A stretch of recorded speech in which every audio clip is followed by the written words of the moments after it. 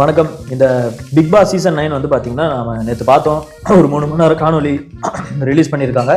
So அதில் 20 contestant இருக்காங்க. அதில் ஒரு 3 பேர் வந்து என்ன பேசிஸில் வச்சு எடுத்தாங்கன்றது தெரியல. ஒருத்தர் சாமியார், அவர் சாமியாராக இருந்தார். அது அப்புறமா சாமியார் இல்லை ஃபேமிலிக்காக வந்தேன்னு சொல்கிறாரு கலையரசன். அவருக்கு திறமை இருக்குன்றது தெரியும். பட் ஆனால் வந்து எந்தெந்த வழியில் போய் எப்படி இப்படிலாம் இருந்துட்டு வந்த ஒரு பர்சனை வந்து எப்படி எடுத்தாங்கன்னு தெரியல. இன்னொருத்தர் இவங்க வந்து ஃபீமேல், ஆக்சுவலாக அவங்க பேரெல்லாம் சொல்ல விரும்பலை.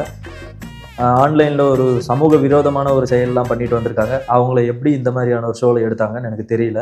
நான் யாரோ சொல்கிறேன்னு உங்களுக்கே புரியும். இன்னொருத்தர் தன்னைத்தானே புகழ்ந்துக்கக்கூடிய ஒரு பர்சன், வாட்டர் மிலன் ஸ்டாருன்னு சொல்லிட்டு, இந்த ஆளெல்லாம் ஏன் தூக்கி உள்ளே போட்டாங்கன்னு எனக்கு தெரியல. நான் ஏன் இப்படி பேசுகிறேன்னு இந்த வீடியோவை பாருங்கள், உங்களுக்கே புரியும்.